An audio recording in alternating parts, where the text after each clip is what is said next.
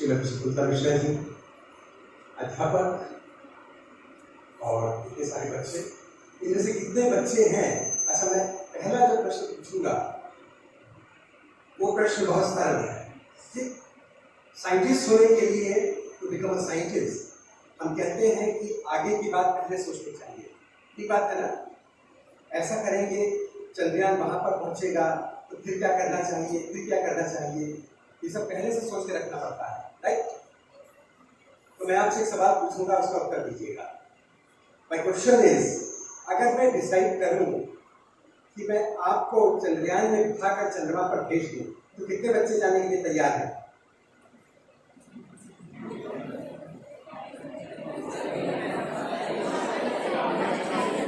कितने सारे बच्चे तैयार हैं? लेकिन आपको ये भी पता है, but you also know that Chandrayaan can go to the moon but cannot come back. अब मैं फिर से वही प्रश्न पूछ रहा हूँ, the same question I am posing again. How many of you would like to go aboard Chandrayaan 3 to the moon, but Chandrayaan 4 to the moon? आप कोई तैयार नहीं हो, तब भी जाने लगेंगे, वापस नहीं आ पाएंगे। Okay. So that shows that you are genuinely interested in moon. Many of you must have heard a lot of poems and stories about moon when you were very young. Even today, somebody tells you कि चंदा मामा है, बोलते हैं ना? But now that we have looked at the moon for very close quarters for the last almost 60 years, we know that moon is not as beautiful as we used to think. उतना सुंदर नहीं है जितना हम समझते थे। Moon के चेहरे पे बहुत सारे गड्ढे हैं, सैकड़ों किलोमीटर बड़े बड़े वहां पर क्रेटर्स हैं, वहां पर बोल्डर्स पड़े हुए हैं जैसे पिंपल स्टोन्स के, वहां जैसे स्किन पे गड्ढे हो जाते हैं, उस तरह से वहां पे बहुत सारे रिवर हैं, बहुत सारे क्रेटर्स हैं। तो moon is not as beautiful as we used to think, but moon is still attractive for scientific reason.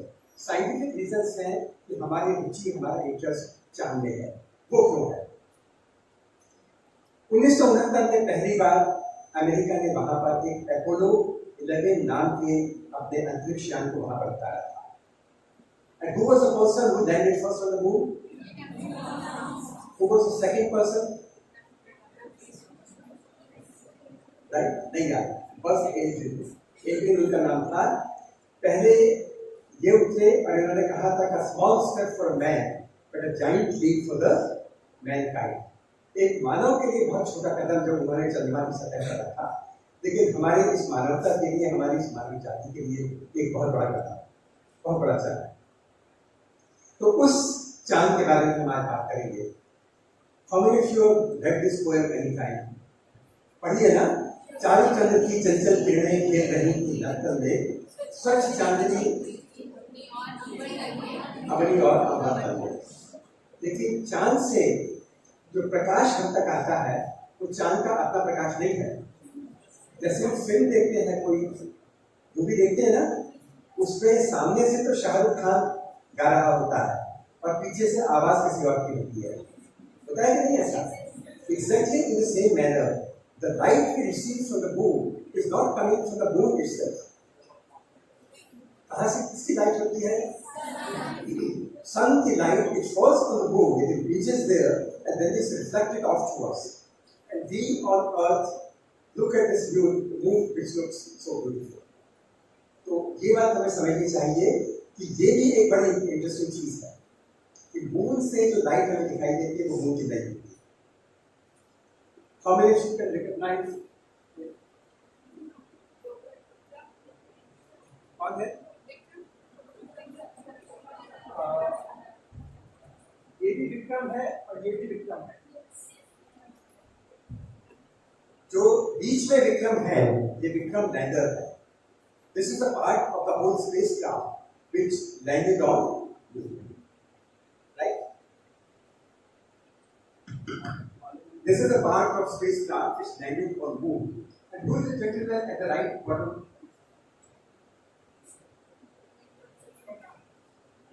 ये कौन है?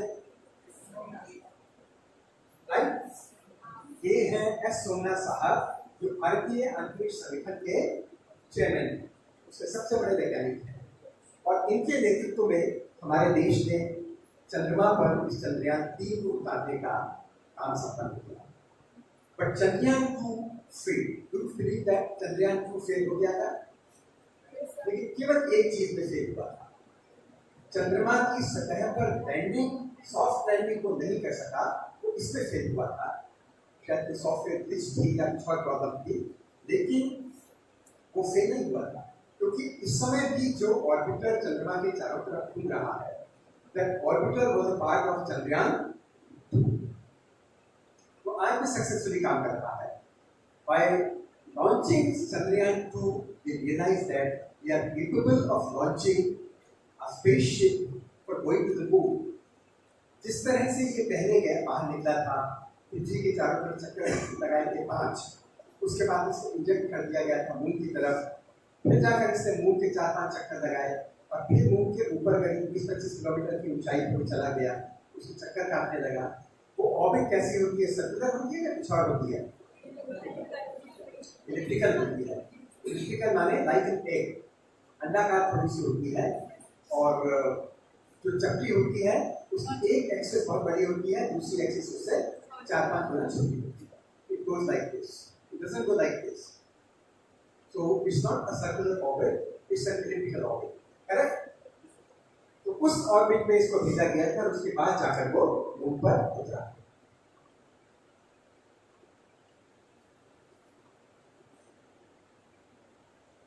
अगस्त का महीना था, and this was also the month. कितनी तारीख को उतरा था चंद्रयान-3? ये महीना वो था जिस महीने में 12 अगस्त को 1919 में professor Vikram Sarabhai was born. Professor Sarabhai was from a family of industrialists. Sarabhai chemicals, Sarabhai की बहुत सारी इंडस्ट्रीज हैं, but he was always interested in science. He studied in India, schooling was in India, college was in India, and then they moved to Cambridge University. Cambridge University उस समय दुनिया की सबसे प्रतिष्ठित यूनिवर्सिटीज में से थी, and Professor Vikram Sarabhai's father decided that he should go and study there, and Professor Sarabhai chose Cambridge University, right? Cambridge University में पढ़ने वाले किसी और बहुत बड़े वैज्ञानिक का नाम पता है? होमी भाभा का नाम सुना है? Father of atomic energy in our country, Homi Bhabha, he also studied at Cambridge. Pandit Nehru ने भी कैम्ब्रिज में पढ़ाई की, और प्रोफेसर दीपक साहनी ने भी कैम्ब्रिज में पढ़ाई की। So this was one of those world-level institutions which were favorite for the brightest students of the world, और विक्रम साराभाई ने भी वहीं जाकर पढ़ाई की।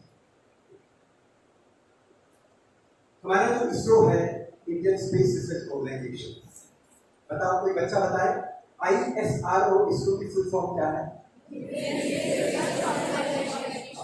तो जानते हो लोग क्यों कहते हैं? तुमने कभी फोटोग्राफ्स देखे होंगे, मैं बाद में दिखाऊंगा। इसरो में देयर आर गर्ल साइंटिस्ट और वुमेन साइंटिस्ट, देखे हैं ना फोटोग्राफ्स? जानते हो क्या हुआ था?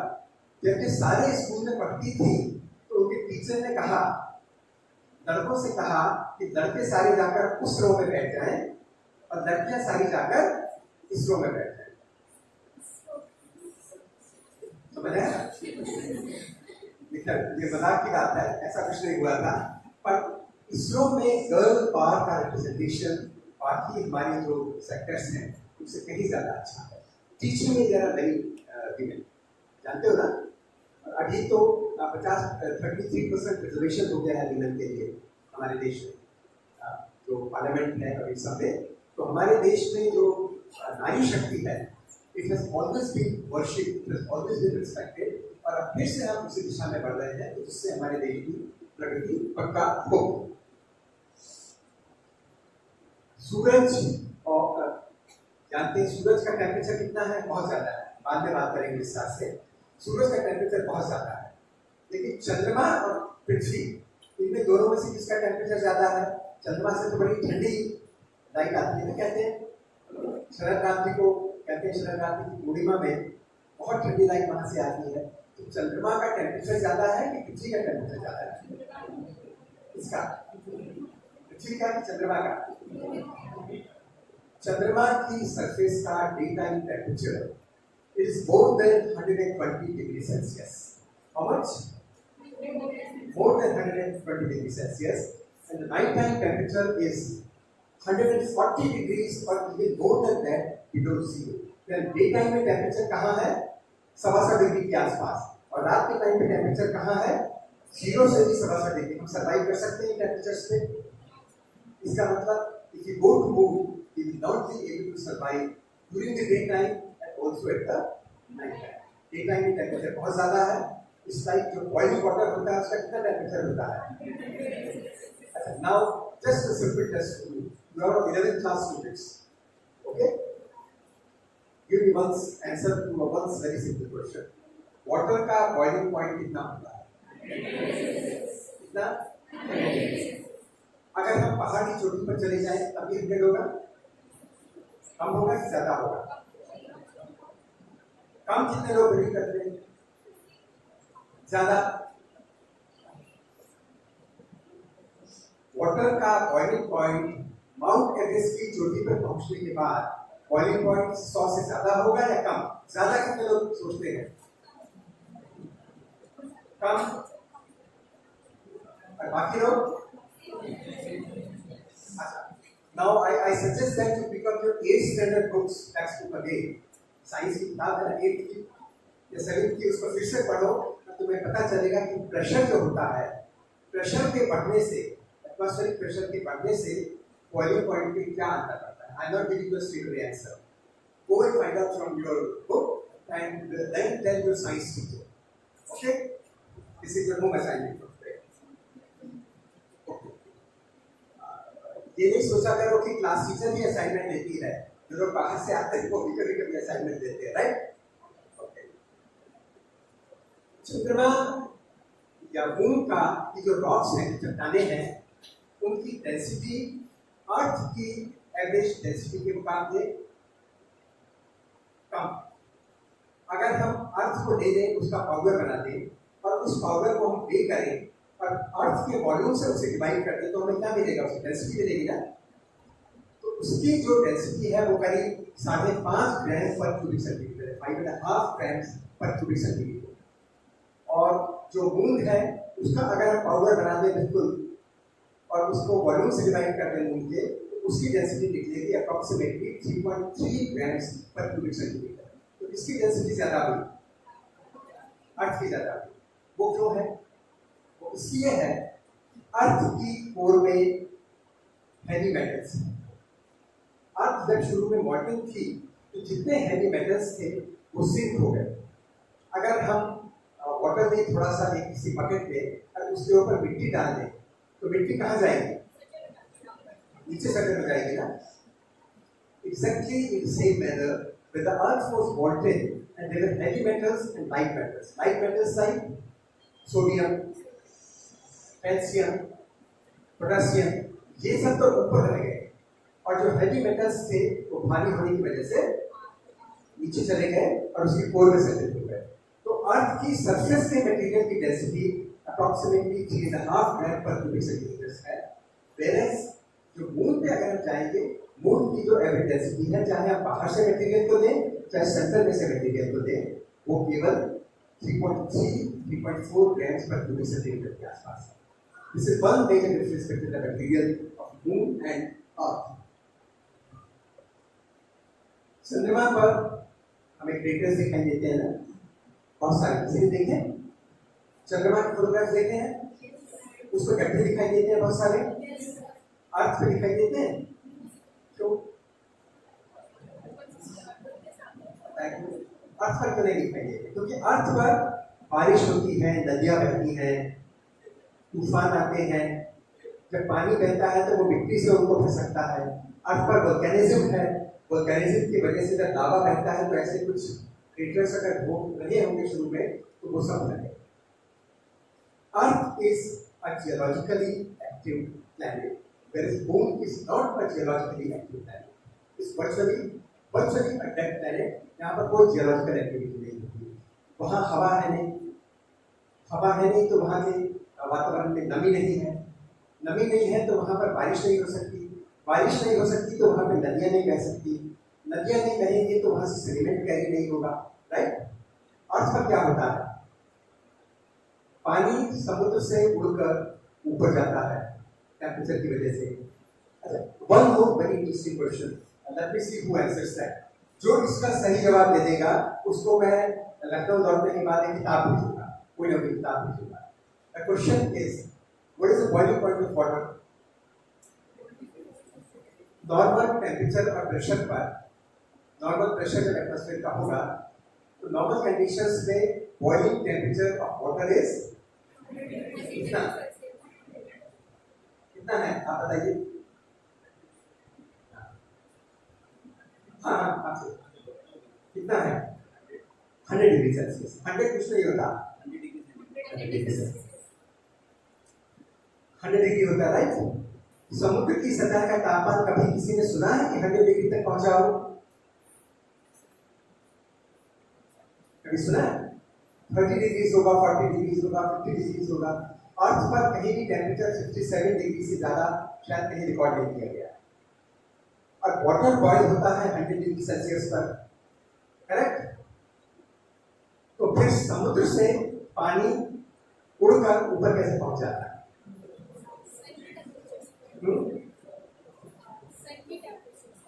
हाँ देखिए, उसका टेम्परेचर भी तो 100 डिग्री पहुंचना चाहिए ना। जब 100 डिग्री टेम्परेचर कभी पहुंचता नहीं तो समुद्र का पानी उड़कर ऊपर कैसे पहुंच जाता है? हम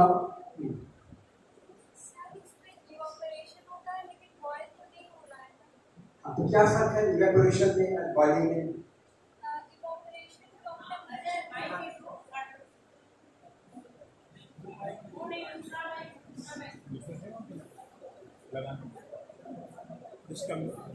अभी कितने इसमें आते हैं? अपना पहले नाम बताओ, बात बताओ। Myself, Prashita Pandey from class 12C. Evaporation come temperature पे भी हो जाता है, लेकिन बॉइलिंग होने के लिए मतलब उसकी बेसिक नीड है बॉइलिंग होने के लिए कि 100 डिग्री सेंटीग्रेड चाहिए, बट उसमें इवोपरेशन हो रहा है तो वो कम टेम्परेचर पे भी हो सकता है। ये कैसे होता है कम temperature?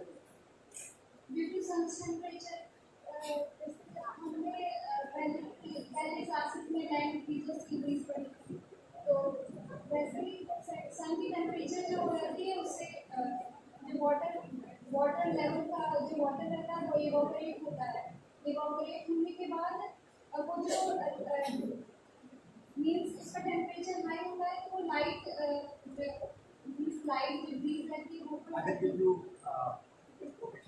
very good. I think she deserves that.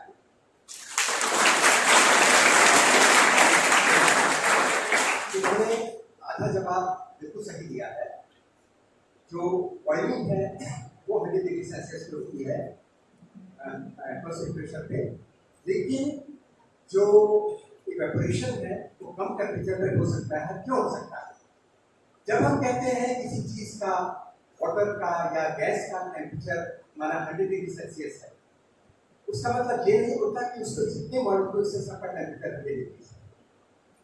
उनमें से कुछ हैं, उनमें से अधिकतर का टेम्परेचर जो है वो 100 डिग्री सेल्सियस के आसपास है।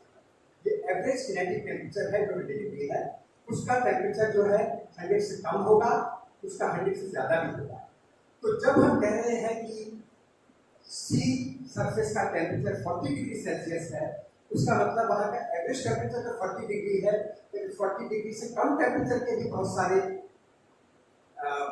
मॉलिक्यूल्स हैं और 40 डिग्री से ज़्यादा टेम्परेचर के भी बहुत सारे मॉलिक्यूल हैं।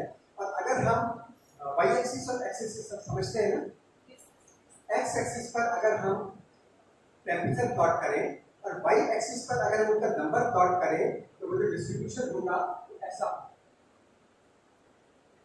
कम टेम्परेचर पे बहुत कम, धीरे धीरे टेम्परेचर बड़ा बढ़ते चले गए, एक टेम्परेचर पे मैक्सिमम, फिर उसके बाद इस तरह से कम होते गए, गॉसियन डिस्ट्रीब्यूशन होगा, फिर वो कम होते जाते हैं।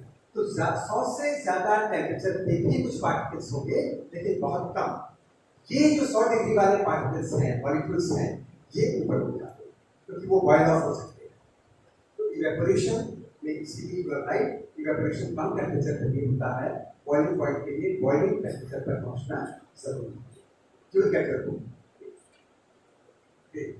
तो हम जानते हैं कि चंद्रमा पर जब एटमॉस्फेरिक प्रेशर जो है वो है ही नहीं, ऑलमोस्ट जीरो है, तो अगर वहां पे कभी कहीं से कोई चीज आई थी, कोई गैस आई, कोई लिक्विड आया, तो वो सब उड़ के चले जाएंगे।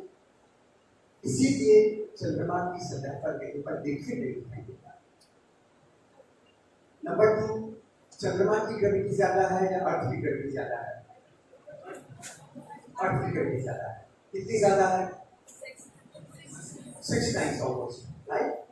इसका मतलब ये भी है कि जिस फोर्स से किसी भी मॉलिक्यूल को मून बांध कर रखता है, वो फोर्स अर्थ के मुकाबले में बहुत कम है। जो ग्रेविटेशनल अट्रैक्शन है वो बहुत कम है।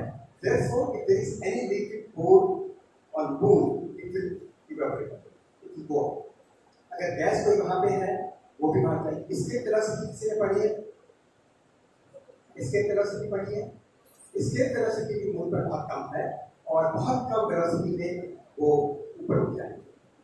The next result is that कि मून पर ग्रेविटी बहुत कम है, मून पर हवा नहीं है, मून पर पानी नहीं के बराबर है, या लिक्विड फॉर्म में तो है ही नहीं, और मून पर बहुत सारे क्रेटर्स हैं, और इन क्रेटर्स का रीजन है स्पेस से आने वाली बहुत सारी सॉलिड बॉडीज, बहुत सारे मीटियोराइट जो वहां पर गिरते हैं और वहां पर इकट्ठा करते हैं। और जहां पर वो गिरेंगे, अगर वहां पर पहले से कोई चट्टान है, वो चट्टान क्या होगी? डिस्ट्रॉय हो जाएगी, क्रश हो जाएगी। उस चट्टान का, उस रॉक का जो पाउडर मटेरियल है, it will scatter all over, और वो मून पर जो है दूर दूर तक फैल जाएगा। और ये रीजन है कि मून की सतह पर हमें मिट्टी दिखाई देगी। So the origin of this dust on moon is crushing of the rocks by the impacting solid bodies. और ये solid bodies आती कहाँ से? इनमें से अधिकतर जो आती है वो आती है मार्स और जुपिटर के बीच में कुछ सॉलिड चीजें अर्थ के चारों तरफ चक्कर काटते हैं। ये क्या कहते हैं? एस्ट्रॉइड्स। क्या कहते हैं? एस्ट्रॉइड्स। ये एस्ट्रॉइड्स भी सन के चारों तरफ घूमते हैं, लेकिन मार्स पे और जुपिटर, जैसे यहाँ पर माना सन है, यहाँ पर नेक्स्ट क्या है? कौन सा प्लैनेट है? मर्क्यूरी। मर्क्यूरी के बाद कौन सा प्लैनेट है? वीनस। वीनस के बाद अर्थ के बाद मार्स के बाद, तो मार्स और जुपिटर के बीच में बहुत सारी सॉलिड बॉडीज हैं जो घूमती रहती हैं, जैसे बिजली घूमती रहती है। And sometimes due to impact with each other, one of them scatters off, और वो स्कैटर होने के बाद कभी अर्थ पर गिर जाती है, तो हमें रात को चमकती लाइट दिखाई देती है कभी कभी। That is because of meteoroids. They are meteoroids, वो वहां पे बर्न ऑफ हो जाते हैं और उनको चमक भी दिखाई देती है। During the month of December and August, if you are watchful enough, during night time तो देखोगे, अगर कभी किसी दिन सैटरडे पड़ जाए और रात को देर तक उठ सकते हो, so do the sky watching on the night of Saturday during the month of August or December, and you see कि बहुत सारे इस तरह के चीज बहुत तेजी से चमकते बिंदु आते हैं, वो अर्थ पर गिर जाते हैं, उसके बाद गायब हो जाते हैं। These are coming from some comet. There are comets who are circling Earth, अर्थ के चारों तरफ घूम रहे हैं, और जब वो सन के पास में आते हैं तो उनका जो न्यूक्लियस है, जो 5 किलोमीटर का हो सकता है, 10 किलोमीटर का हो सकता है, वो उनसे टूट के अलग हो जाता है, वो अर्थ पर गिरता है, और we call them meteor shorts. क्या कहते हैं? So if you look up internet, look up for the term meteor shorts, तो ये मीटियर शॉर्ट्स अर्थ पे आने के समय बर्न ऑफ हो जाते हैं। क्यों? और मून पर तो नहीं बर्न ऑफ होते। I think the boy side का एनर्जी शुड कम डाउन। ये जो सॉलिड पार्टिकल्स हैं जो एस्ट्रॉइडल बेल्ट से पृथ्वी तक आते हैं and they burn of, why do they burn of before entering earth, and why do they burn of before reaching moon? आप करें बताओ।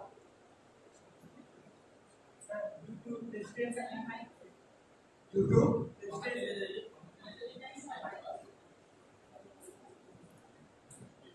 एक जगह सेंटर में रहते हैं, जहाँ दिखाई दे बीच में हो जाए, distance of particles in passing through air. Very good. Great. क्या नाम है? आकाश. आकाश. Good. I think Akash deserves clapping. He gave a very correct answer. When a particle is traveling through the atmosphere, there is friction. जब माचिस को जलाते हैं तो क्या होता है, फ्रिक्शन होता है ना, and the temperature goes up, और उसके बाद वो जल जाता है, केमिकल रिएक्शन हो जाता है उस टेम्परेचर पे। उसी तरह से यहाँ पर केमिकल रिएक्शन नहीं होता, but plainly due to friction as a particle is moving through the atmosphere, temperature goes up, it burns off, और वो हमें लाइट की तरह दिखाई देता है। लेकिन मून पर ये नहीं हो सकता। क्यों नहीं हो सकता? क्योंकि मून पर एटमॉस्फेयर है ही। Okay, so now you know why we see this meteor phenomena in case of Earth, not in the case of Moon. And as I told earlier, at this time, Moon is more or less geologically dead. Earth के case में there are crustal plates which are moving on the surface of Earth. जानते हैं ना हिमालय कैसे बना? हिमालय इसलिए बना क्योंकि जो अर्थ की जो crustal plates हैं वो लगातार मूव कर रही हैं. The velocity is very low, maybe 2 centimeters per year, maybe 1 centimeter per year, but these plates are constantly moving. In fact, if you go some 30-40 crore years ago, that means 300-400 million years ago, India, Australia, Madagascar, South America, Africa, all these were near the South Pole, near Antarctica. They started moving towards the equator, to the left, to the right, that is to the east, to the west, and to the north. और वो वहां पर जब हो गए तो आज हम जिन कॉन्टिनेंट्स को वाइड स्प्रेड देखते हैं, यहाँ पर साउथ अमेरिका है, यहाँ पर अफ्रीका है, यहाँ पर मेडागास्कर है, यहाँ पे अंटार्कटिका है, यहाँ पर इंडिया है, यहाँ पर ऑस्ट्रेलिया है, ये सारे 30-40 करोड़ साल पहले एक साथ के साउथ पोल के पास है। और आज भी जब इंडियन प्लेट जिसमें इंडिया है और जो एशियन प्लेट है, जो एशियन प्लेट है, वो आपस में टकराते हैं तो क्या आता है? Earthquake. And what happens is when these two plates collide, एक प्लेट ऊपर चढ़ जाती है, एक प्लेट नीचे रह जाती है। जो भारी प्लेट होती है वो किधर जाएगी? नीचे, और जो हल्की प्लेट है वो आएगी ऊपर। And this is how Himalaya mountains were form. Himalaya folding mountain है ना, जानते हैं इसको फोल्डिंग माउंटेन कहते हैं या फोल्डेड माउंटेन कहते हैं। ये दो प्लेट्स के टकराने से बना है, बिकॉज़ देयर वाज अपलिफ्टमेंट। और आज भी जब ये प्लेट्स आपस में टकराती हैं तो हम सुनते हैं सिक्किम में भूकंप आ गया, नेपाल में भूकंप आ गया, उत्तराखंड में भूकंप आ गया, असम में भूकंप आ गया, राइट, हिमाचल में भूकंप आ गया, या पाकिस्तान के ईस्टर्न पार्ट में भूकंप आ गया। तो इन सारी चीजों को अगर हम एक लाइन से सारी जगहों को जोड़ देंगे, you would realize that is the plate mountain. ये वो लाइन है जहां पर इंडियन प्लेट और जो एशियन प्लेट है वो टकराती है, because they started moving 300 million years ago. अब वो आज आके टकराती है तो भूकंप आता है। लेकिन चांद पर हमसे भूकंप कह सकते हैं जो चांद पर आता है, कैन कॉल इट अर्थक्वेक? वो अर्थ तो है नहीं, तो हम उन्हें कहेंगे मूनक्वेक। तो लोगों का मानना है कि हल्के हल्के मूनक्वेक मून पर आते हैं, but nobody knows why. If there is no geological activity inside moon, why should there be earthquakes or moonquakes there? Maybe sometimes there because a body comes and hits it, उससे जो vibration होता है उससे आते हैं। तो ये हमारे बात की हमने मून के बारे में basic. Now I will tell you more about the मूनयान, this Chandrayaan.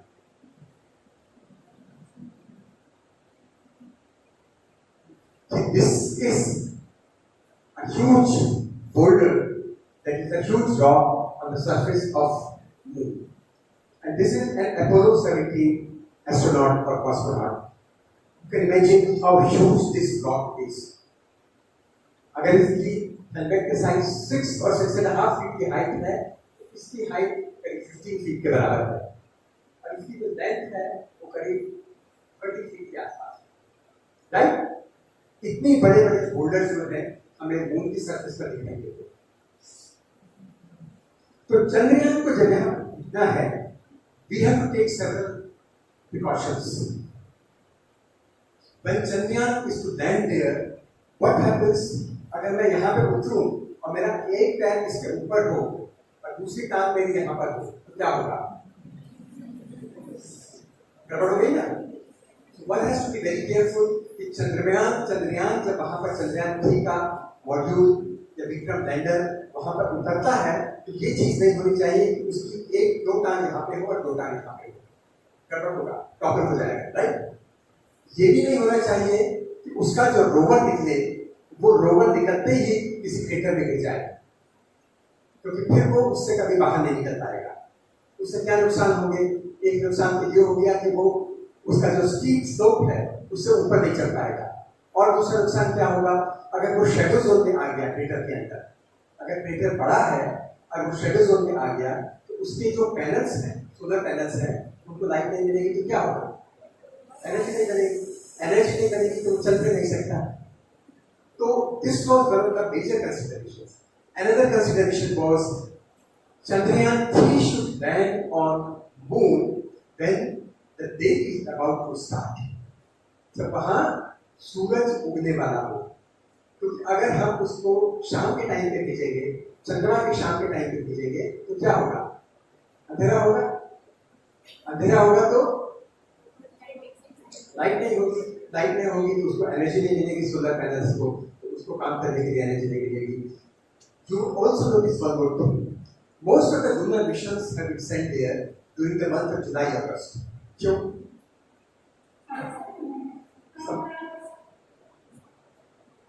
Summer vacation तो नहीं होती ना वहां पे। समर वेकेशन के बाद ताजे ताजे मुझे इसलिए वहां पे भेज दिया था, इसलिए उस समय सबसे पास होता है ये मून और अर्थ सबसे पास होते हैं, right. Suppose you are riding an escalator, हम लोग एस्केलेटर पे हैं, चल रहा है और हमें वहां पर जाना है, हमारे पास पांडे के पैर छूने जाना है, ठीक है। तो मैं क्या करूंगा? मैं एस्केलेटर पे खड़ा रहूंगा और जब मैं उनके सबसे पास पहुंच जाऊंगा तब वहां से मैं उधर चलना शुरू करूंगा, राइट, क्योंकि मैं बिना कुछ खर्च किए वहां पे पहुंच गया हूं। तो जब मून अर्थ के सबसे पास आ जाता है, आने वाला होता है, उससे कुछ दिन पहले हम अर्थ से अपने स्पेसक्राफ्ट को छोड़ते हैं। इधर से मून हमारे पास आता जा रहा है, राइट, और इधर से हम चलते चले जा रहे हैं और एक पॉइंट पे जाके हम दोनों आसपास हो जाएंगे और उसमें कैलकुलेट किया जाता है कि सबसे कम समय लगेगा। ये भी नहीं होना चाहिए कि मून आगे निकल गया और हम उससे पीछे पहुंच गए, राइट। कितने बच्चे हैं जिन्हें मैथमेटिक्स अच्छा लगता है? और कम बच्चों को, लेकिन तुम देख रहे हो कि मैथमेटिक्स कितना इंपॉर्टेंट है। अगर ये कैलकुलेशन सही नहीं होगी तो पता चलेगा कि जैसे ट्रेन में होता है ना, हमारा ट्रेन का डब्बा जहाँ पे है वो आगे चल रहा है, हम प्लेटफॉर्म पर उसके पीछे पीछे भाग रहे हैं इधर से, तो हम इस तरह से भागते हैं, हम ट्रेन का डब्बा जहाँ पे अभी है उसकी तरफ नहीं भागते। थोड़ी देर के बाद वो ट्रेन का डब्बा जहाँ पहुंचेगा हम उस तरफ भागते हैं, क्योंकि तब तक ट्रेन का डब्बा वहां पहुंच जाएगा। बिल्कुल इसी तरह से हमारा जो स्पेसक्राफ्ट है वो उड़ता थोड़ा सा आगे है उससे, और तब तक मून वहां पे पहुंच जाता है और ये मून के पास में पहुंच जाता है, फिर मून के चारों तरफ चक्कर काटता है और नीचे उतर जाता है। So what was done in case of this also? On 14th of July from Sriharikota, this spacecraft was Chandrayaan 3 was launched. उसके बाद उन्होंने 1 अगस्त को उसको अर्थ के चारों तरफ जो ऑर्बिट थी उसमें स्टैब्लिश कर दिया। पहले तो ऊपर उड़ा, उसके बाद इसको वहां पे छोड़ा और इसको वेलोसिटी दे दी, ये अर्थ के चारों तरफ घूमने लगा। उसके बाद वो इसका रेडियस जो है तो धीरे धीरे बढ़ाते गए, पहले इतना था, इतना हुआ, इतना हुआ, फिर इतना हुआ, फिर इतना हुआ। और जब ये यहाँ पे पहुंच गया तो इसमें जो इंजन्स लगे हुए हैं उन्होंने इसको इस तरफ धकेल दिया, मून की तरफ। मून यहाँ पे है, ये यहाँ पे गया और मून की तरफ चक्कर काटने लगा, और धीरे धीरे वहां भी उसने किया और उल्टे डायरेक्शन में किया, छोटा होने लगा, छोटा होने लगा, छोटा होने लगा। और जब वो मून की सरफेस से करीब 20 किलोमीटर ऊपर पहुंच गया उसके बाद फिर उसके मून की चारों तरफ चक्कर काटना चालू रखा। And then it did something very important. ये हमारा जो वहां पर मॉड्यूल्स थे, यानी प्रोपल्शन मॉड्यूल जो इसको एनर्जी दे रहा था और इसको घुमा रहा था, वहां तक ले गया था, उस प्रोपल्शन मॉड्यूल से इसका जो विक्रम लैंडर था उसको सेपरेट कर दिया, अलग कर दिया गया। अब ये तो वहीं पे घूमता रहा, लेकिन जो हमारा विक्रम लैंडर था जिसके पेट में क्या था, रोवर, वो अपनी ऑर्बिट को कम करता गया, छोटा करता गया, छोटा गया, और मून के करीब 20 किलोमीटर की ऊंचाई पे वो आ गया। अब उसने क्या किया, उसके दोनों तरफ कैमरे लगे हुए थे, और कैमरे कैसे थे, वीडियो कैमरे। और ये वीडियो कैमरे कैसे थे, अब तक के सबसे ज्यादा रेजोल्यूशन के कैमरे, सबसे अच्छी फोटो खींचने वाले कैमरे। और इनमें भी दो तरह के थे, कुछ जो 2 डायमेंशनल फोटोग्राफ लेते थे, समझते थे, 2 डायमेंशनल, लंबाई हो और चौड़ाई हो। लेकिन अगर हम इसका 3 डायमेंशनल करते हैं, लंबाई की हो, चौड़ाई की हो, मोटाई की हो, उसको हम कहते हैं 3 डायमेंशनल। जैसे टेबल है, ये टेबल की विड्थ है, ये क्या टेबल की लेंथ मान लें, ये टेबल की लेंथ है, ये टेबल की विड्थ है, और ये टेबल की 3rd डायमेंशन है। तो 3 डायमेंशनल फोटोग्राफ्स उसके लिए जाते थे। कोई बता सकता है क्यों? इसलिए लिए जाते थे, मैंने अभी बिल्कुल शुरू में कहा था ना कि अगर मैं यहाँ से ऊपर से कूदूं और मेरी एक टांग यहाँ पे पड़े और दूसरी टांग मैं वहां पे रखूं तो मैं पलट जाऊंगा। So by this constant videography, they made sure that the place where this lander would be getting down, that place will be safe. न तो एक टांग इधर एक टांग उधर होनी चाहिए, न किसी बड़े से बोल्डर के ऊपर उतरेगा तो भी गिर जाएगा, क्रेटर पर उतरेगा तो फंस जाएगा, एक टांग ऊपर एक टांग नीचे होगी तो भी गिर जाएगा। Therefore they had to take care that constantly they were video photography। और इस समय जो उसकी लास्ट स्टेज थी, इस लास्ट स्टेज में हम अर्थ से उसको इंस्ट्रक्शंस डायरेक्टली नहीं दे सकते थे क्योंकि फॉल हो रहा था, we had no control over it। So it had a computer inside, इसमें called artificial intelligence, AI नाम सुना है ना? तो AI जो है वो देख रहा था, फोटोग्राफ आया, उसे तुरंत कैलकुलेट किया कि जो यहाँ पर जमीन है उसकी गहराई 2 मीटर है, यहाँ पर जमीन है उसकी गहराई 20 मीटर्स है। इसका मतलब यहाँ पे 18 मीटर्स का क्रेटर है या 18 मीटर्स ऊंची कोई रॉक है। इसके अंदर 2 इंस्ट्रूमेंट और रखे हुए थे जिन्हें कहते हैं वेलोसिमीटर और ऑल्टीमीटर। वेलोसिमीटर का काम था कि वो लगातार पता लगाता था ये जो नीचे गिर रहा है, जो हमारा लैंडर है, विक्रम लैंडर, ये किस वेलोसिटी से नीचे गिर रहा है, राइट? उसे कहते थे वेलोसिमीटर, जो वेलोसिटी मेजर करता है। और दूसरी चीज थी ऑल्टीमीटर। ऑल्टीमीटर का काम था ये पता लगाता था कि अभी वो चंद्रमा की सतह से कितनी ऊंचाई पर है। क्यों?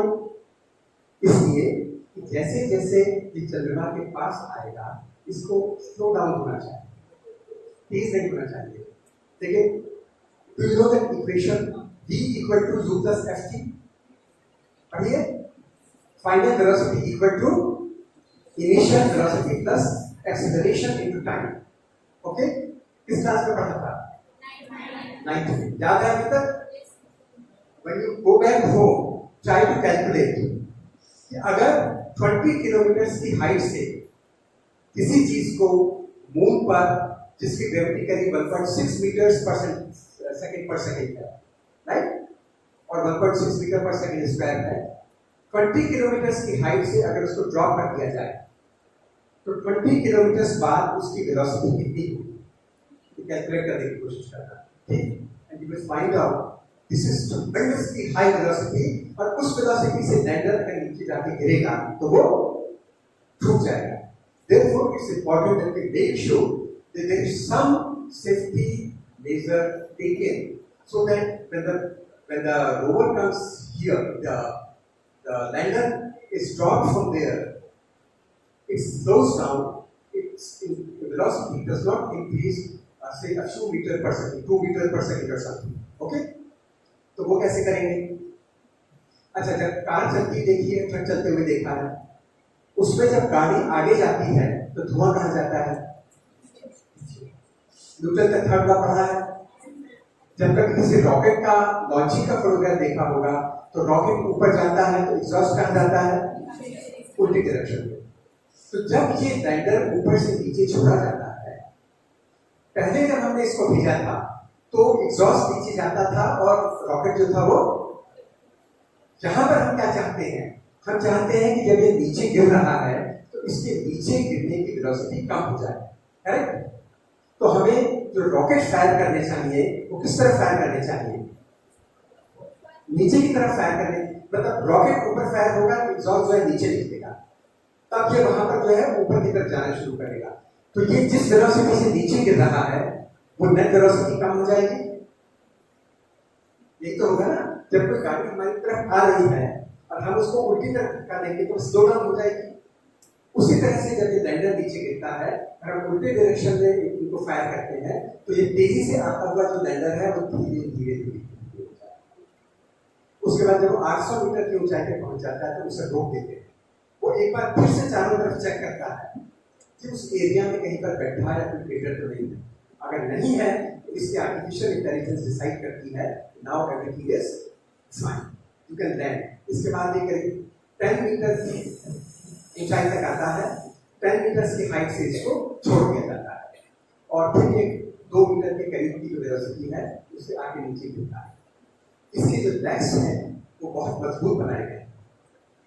अच्छा, इतना डिस्क्रिप्शन जो अब तक मैंने किया कि ये ऊपर से आता है, इसको स्लो कर देते हैं ऑर्बिट में, उसके बाद इसे नीचे उतारते हैं, उसके बाद नीचे उतारते हैं, उसके बाद 10 मीटर पे छोड़ देते हैं, उसके बाद ये नीचे गिरता है, इसके लेग्स मजबूत हैं, उनमें एल्यूमिनियम की मैश भी लगी हुई है कि अगर थोड़ा झटका भी लगे तो एल्यूमिनियम की मैश जो है वो चक जाए, इसको नुकसान ना पहुंचे। Any other question that comes to mind? जब ऑर्बिट में ये वहां पे घूम रहा था तो कैसे घूमेगा? ऐसे घूमेगा ना। अगर कार होगी तो हेडलाइट्स आगे और टेल लाइट्स पीछे, ऐसे घूमता ऐसे। तो अगर ऐसे जाते जाते इसको यहाँ पे कह दिया जाए कि तुम नीचे आ जाओ तो ये तो नीचे पहले भी आएगा ना फिर, करेक्ट? अगर ऊपर से इसको नीचे गिराया जाएगा तो क्या होगा? ऐसे आके गिरेगा। तो एक बहुत इंपॉर्टेंट मैन्युवरिंग जो ऊपर ऑर्बिट में कर दिया जाता है 18 से 25 किलोमीटर के आसपास में, वो है कि इसको हम झुका देते हैं पहले 59 डिग्रीज पर, उसके बाद 90 डिग्रीज पर, so that when it falls on moon it falls vertically. ऐसे गिरेगा तो डैमेज हो जाएगा। लेग्स तो इसके नीचे है ना। बिल्ली को देखा कभी? बिल्ली जब भी कूदती है वो हमेशा अपने पैरों पे आती है। हम भी जब इससे कूदेंगे तो हम पैरों पे ही करते हैं। अगर पेट पे गिरेंगे, हाथ पे गिरेंगे, सर पे गिरेंगे तो छुट्टी हो गई इसकी वजह से 15 दिन, राइट? तो क्या चीज हमने सीखी शॉर्ट में? हमने अर्थ से इसको पहले लॉन्च किया, एक ऑर्बिट में इसको एस्टैब्लिश कर दिया, उस ऑर्बिट में घूमने लगा, फिर हम उस ऑर्बिट, इलिप्टिकल ऑर्बिट है mind it, it's not circular orbit, ये धीरे धीरे बड़ा होता गया। 5 ऐसी परिक्रमा या रिवोल्यूशंस के बाद ये मून की तरफ धकेल दिया, मून के जाके उसने उसी तरह से चक्कर काटे, आखिर में 18-20 किलोमीटर की ऊंचाई से इसको हमने पहले इसको मोड़ा, फिर मोड़ा, कैपेसिटी और मोड़ा, जब 90 डिग्रीज पे आ गया तो हमने इसको नीचे उतारा, जब ये नीचे आ गया तो हमने इसको इंजन फायर किए ताकि स्लो डाउन हो जाए। इनको कहते हैं थ्रस्टर्स, ये स्लो डाउन हो जाए, और उनमें भी स्पेयर इंजन प्रोवाइड किए गए हैं इंजन कि अगर 2 फेल हो जाए तो दूसरे 2 इंजन काम करें। उसके बाद ये 10 मीटर की हाइट पे आया, इसको छोड़ दिया गया, ये नीचे धीरे से जाके ये नीचे गिरा पर खड़ा। अब हमारा नेक्स्ट काम क्या था? इसके अंदर क्या रखा हुआ है हमने? रोवर। तो इसके बाद हम चाहेंगे कि रोवर निकल के बाहर जाए, अपना काम शुरू करें। बट एनीबॉडी कैन रिमेंबर कि रोवर को कितनी देर बाद बाहर निकाला था? कितने लोगों ने इसका लाइव टेलीकास्ट देखा था? तो कितना टाइम लगा था रोवर को इसकी गैली से बाहर आने में, रैंप पर उतरने में और चलना शुरू करने में? 4 आवर्स। कितना? क्यों? थक गया था रोवर तो, उसके पेट में बैठ के आराम से जा रहा था, वो तो थका नहीं था ना। रैंप नीचे आता, दरवाजा खुलती, रैंप नीचे आ जाता और रोवर सो करके नीचे चला जाता। इसको 4 घंटे इसलिए रोका गया, बताओ इसलिए। हाँ बताओ।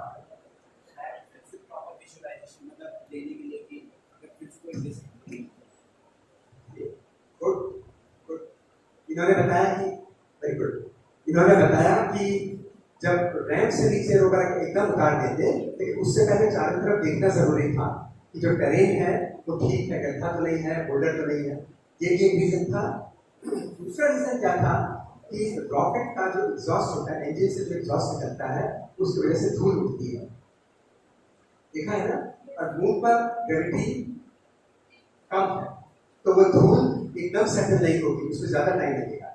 तो अगर चारों तरफ धूल होगी और ऐसे में हमारा जो लैंडर है उसकी खिड़की को खोल दिया जाए तो वो धूल उसके अंदर चली जाएगी, उसको नुकसान पहुंचा सकती है। हम ये नहीं चाहते थे, ना हम ये चाहते थे कि उसके जो सोलर पैनल्स हैं उनके ऊपर धूल जमा हो जाए, क्योंकि अगर सोलर पैनल्स में धूल जमा हो गई तो बिजली बननी बंद हो जाएगी। Therefore, it took 4 hours, and then the scientists decided now we should go out, we should walk down the ramp. और उसके बाद इसने 1 सेंटीमीटर पर सेकंड की स्पीड से इसने धीरे धीरे चलना शुरू किया। टोटल कितना चला ये मून की सरफेस पे? 100 मीटर्स, टोटल 100 मीटर्स चला। लेकिन इन दोनों में इंस्ट्रूमेंट्स थे, उनके बारे में भी मैं बताऊंगा।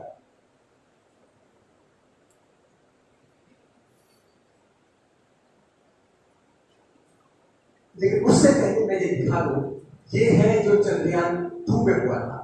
चंद्रयान 2 में 30 किलोमीटर की हाइट पर था, उसके बाद धीरे धीरे इसने नीचे आना शुरू किया था। इस बार भी ऐसा ही किया। जब ये 7.4 किलोमीटर की हाइट पर आ गया तब तक तो मामला फिर भी ठीक ठाक था, लेकिन उसके बाद अचानक नीचे आ गया और जबकि उसको आना ऐसा, लेकिन वहां पे गड़बड़ हुई और वो वहां से नीचे आ गया, तो उसने क्रैश लैंड किया यहाँ पर और वो डैमेज हो गया। लेकिन इस बार ऐसा नहीं हुआ, because we had taken lessons from all the experiences in the past. ये विक्रम लैंडर के अंदर से रोवर निकला और ये 1 सेंटीमीटर पर सेकंड के वेलोसिटी से चलकर वहां से नीचे उतरा। उसके बाद इसने एक्सपेरिमेंट्स किए और उसके अपने फोटोग्राफ्स किए। और एक मजेदार चीज ये है, अगर तुम्हें प्रिंसिपल्स ऑफिस में जाना होता है तो डायरेक्टली चले जाते हैं, ऑफिस में बात करते हैं, क्लास टीचर से बात करते हैं, राइट। या कोई भी आर्मी का ऑफिसर है तो वो सीधे जनरल से बात नहीं करता, वो अपने ऑफिसर से बात करता है। उसके बाद उसी तरह से ये जो था हमारा जो रोवर है, ये रोवर डायरेक्टली हमारा जो ऑर्बिटर है उससे बात नहीं करता। ये डायरेक्टली जो हमारा डीप स्पेस नेटवर्क है, Indian deep space network ISDN, उससे डायरेक्टली बात नहीं करता। ये रोवर बात करता है लैंडर से, और लैंडर बात करता है ऑर्बिटर से, और फिर ऑर्बिटर बात करता है ISDN से। या अगर विक्रम लैंडर चाहे तो वो डायरेक्टली भी बात कर सकता है ISDN से।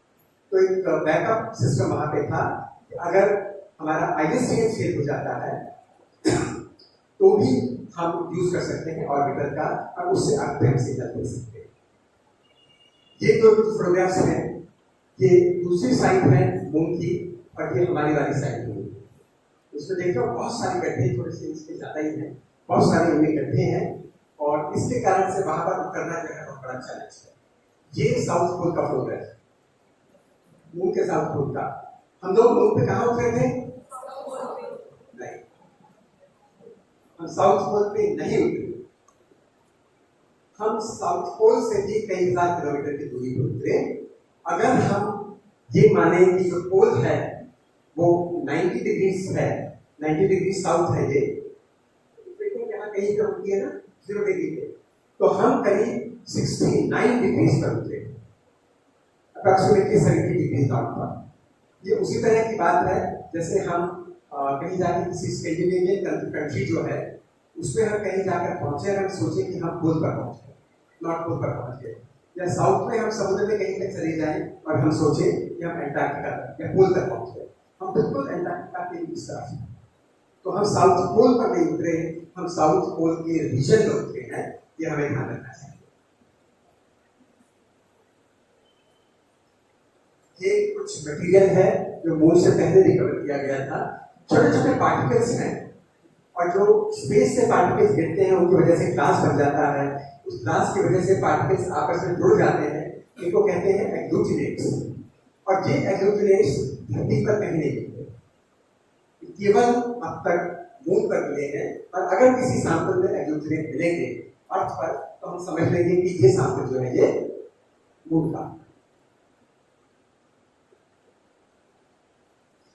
एक क्वेश्चन मैं और पूछना चाहूंगा, हम लोगों ने बार बार कहा कि ये चंद्रमा पर 14 दिन, पृथ्वी के 14 दिनों का दिन होता है और 14 दिनों की रात होती है। इसका क्या मतलब?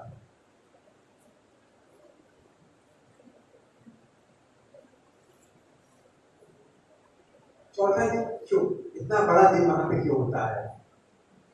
अच्छा, एक दिन को हम डिफाइन कैसे करते हैं? अर्थ का एक दिन कितना होता है? 24 घंटे होता है ना, अर्थ के 24 घंटे। उतने टाइम में क्या होता है कि फिर से सूरज उगाता है? फिर अर्थ अपनी एक्सिस पे घूम रही थी ना, तो मान लिया कि ये सन है यहाँ पे और ये सन फेस कर रहा है अर्थ को, ठीक? अर्थ घूम रही है यहाँ पर सुबह हुई, उसके बाद 24 घंटे बाद वही पार्ट अर्थ का घूमकर फिर से सन की तरफ पहुंच जाता है, करेक्ट? तो हम कहते हैं कि अर्थ का एक दिन जो है वो 24 घंटे इतने टाइम के बराबर है। मून का जो एक रोटेशन है उसे होने में उतना टाइम लगता है जितनी देर में अर्थ 14 रोटेशन करीब कर चुकी है, करीब 14 रोटेशन कर चुकी है। ओके, 13 से कुछ ज्यादा। इसलिए हम कहते हैं कि वहां पर 14 दिन का दिन होता है और 14 रात की रात। तो चंद्रमा का सनराइज से दूसरे सनराइज तक का पीरियड जो है उतने दिनों में पृथ्वी पर कितने दिन बीत जाते हैं? 14 दिन। तो हमें वहां पर स्टडी के लिए हमारे रोवर को और हमारे लैंडर को कितने दिन का टाइम मिला? 14 दिन का। उसके बाद वहां पर रात हो गई और वहां पर रोवर जो है वो हमारा सो गया। ये ऑर्बिटर का फोटोग्राफ है जो आज भी चारों तरफ घूम रहा है, चंद्रयान 2 के साथ वहां पर गया था। ये लैंडर का फोटोग्राफ है और चंद्रमा पे एक पूरे दिन तक काम कर सकता है, 14 दिन तक। उसके बाद फिर चार्ज हो जाएगा तो फिर ये काम करने लगेगा। इसका वजन करीब जो है 1750 किलोग्राम के करीब। चंद्रयान 2 में भी करीब इतना था, चंद्रयान 3 में भी उससे जरा से कम 7 किलोग्राम था। ये रोवर है, ये 50 वॉट बिजली अपने सोलर पैनल से प्रोड्यूस कर लेता है और इसका वजन 26 किलोग्राम है। और चंद्रयान 2 में जो रोवर भेजा गया था वो शायद 26.3 किलोग्राम का था, तो करीब करीब उतना ही है। 6 इसमें पहिए हैं और इसकी कैपेबिलिटी 500 मीटर से आधा किलोमीटर चलने की है और चला ये केवल 100 मीटर। और ये जो कम्युनिकेशन करता है हमारे लैंडर के साथ करता है। अब चंद्रयान का जो हमारा विक्रम रोवर है, इसमें क्या क्या इंस्ट्रूमेंट्स हैं?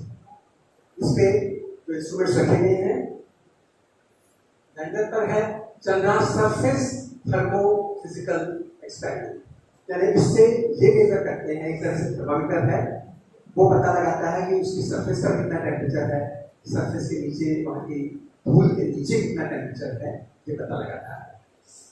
वहां पर मूनक्वेक्स आते हैं या नहीं आते, और आते हैं तो कितने जोर के आते हैं, इसका पता लगाने के लिए instrument for lunar seismic activity, short में INSA, ये वहां पर है। एक वहां पर प्लाज्मा डेंसिटी यानी चार्जेस वहां पर कितने हैं, पॉजिटिव चार्जेस, नेगेटिव चार्जेस यानी इलेक्ट्रॉन्स कितने हैं, आयंस कितने हैं, इसका पता लगाने के लिए वहां पर ब्रह्मा नाम का एक इंस्ट्रूमेंट है, लैंगुर प्रोब है, और एक नासा का एक्सपेरिमेंट है। और अल्फा पार्टिकल एक्सिस स्पेक्ट्रोमीटर और लेजर इंड्यूस्ड ब्रेकडाउन स्पेक्ट्रोस्कोप, ये दोनों जो है रोवर का है।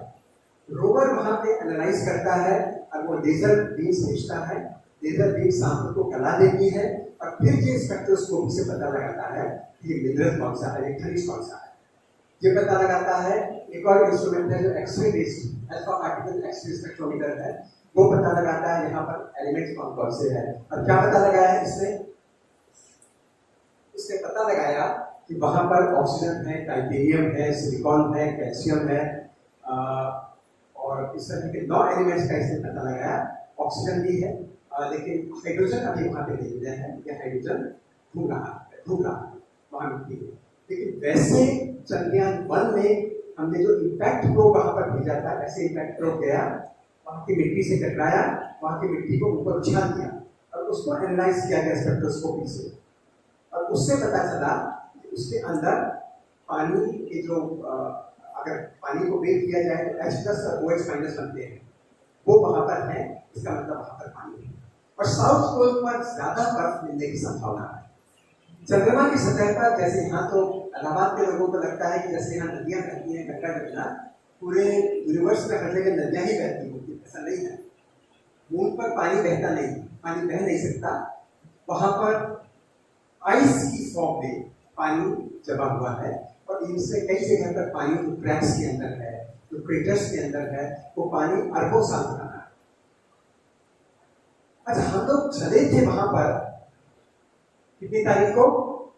14 जुलाई को पहुंचे वहां पर करीब, तो कितने कितने दिन हमें लगे? 41 डेज के करीब लगे। और अमेरिका और रशिया ये तो वहां 5 दिन में 4-5 दिन में पहुंच जाते हैं। ऐसा क्यों है? इसलिए है क्योंकि अमेरिका और रूस के पास जो इंजिन्स हैं वो बहुत पावरफुल इंजिन्स हैं, बहुत पावरफुल इंजिन्स हैं। वो इंजिन्स वहां पर पहुंचते हैं तो बहुत तेजी से जा सकते हैं। वो क्या करते हैं कि वहां उन्होंने अमेरिका से उसको अपने कॉस्मोनॉट से छोड़ा और वो सीधे जो है वहां पे चला जाता है चंद्रमा एक तो चक्कर लगाया, उसके बाद नीचे उतर गया। हमने क्या किया? हम अर्थ की ऑर्बिट, अर्थ से ऊपर गए, अर्थ की ऑर्बिट में आए, बड़ा करते गए, फिर जहां गए, फिर ऐसे करते। ये उसी तरह से है, अगर हम किसी पुरानी 800 सीसी की गाड़ी हो हमारे पास, तो अगर हम कभी पहाड़ पर जाएं और पहाड़ की खुदाई जो चढ़ाई है वो बहुत खड़ी हो, तो हम उसको चढ़ सकते हैं ऊपर? हम खुद भी नहीं चढ़ सकते, तो हम क्या करते हैं? हम सड़क बनाते हैं जो ऐसे ऐसे करते हैं, ऐसे ही जाते हैं ना, पहले इधर धीरे धीरे करके ऊपर गए। बिल्कुल ऐसा ही हमारे देश ने किया, भारत ने किया। हमने अपने अंतरिक्षयान को छोड़ा, धीरे धीरे धीरे धीरे धीरे धीरे करके ऐसा करके हम गए और उसके बाद जब पास पहुंच गए तब उसके पास गए। उसके बाद हमारे पास कितने पावरफुल इंजन नहीं थे, जैसे सोयूज का या जो अमेरिकन जो इंजन था।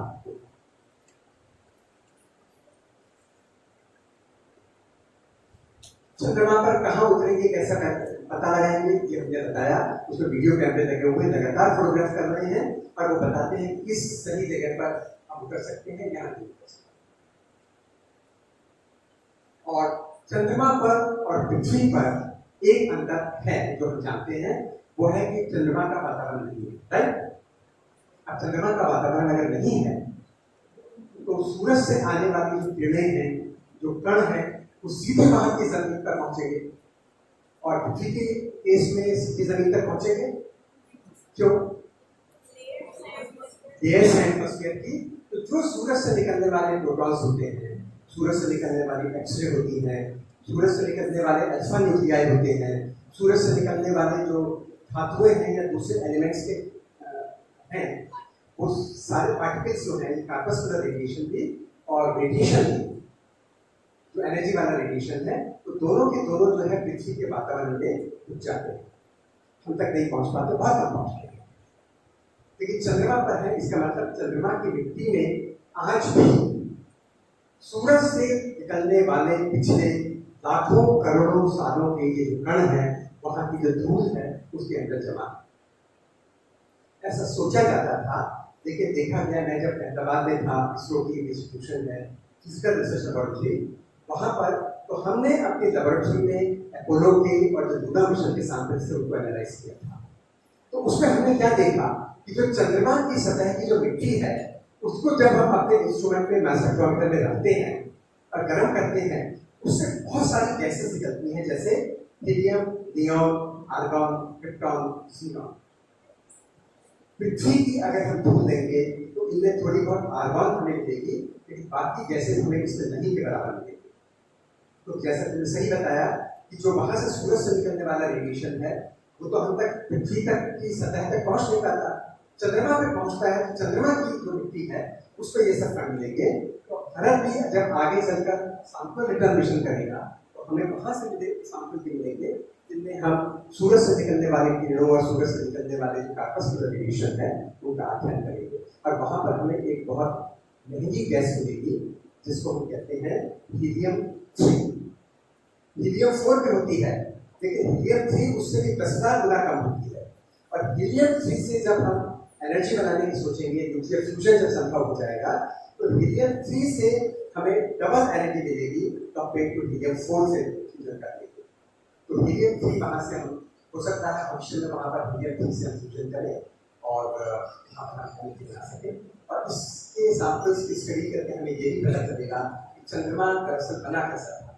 अभी हम लोग ये मानते हैं कि 4.5 अरब साल पहले 4.5 बिलियन ईयर्स को पृथ्वी बनी थी, और पृथ्वी से आके मंगल ग्रह के साइज का Mars size object came and hit Earth, और अर्थ का जो क्रस्टल जो बाहरी पोर्शन है उससे निकलकर मटेरियल ऊपर गया और वो आपस में जुड़ गया, और उसके जुड़ने से चंद्रमा बना।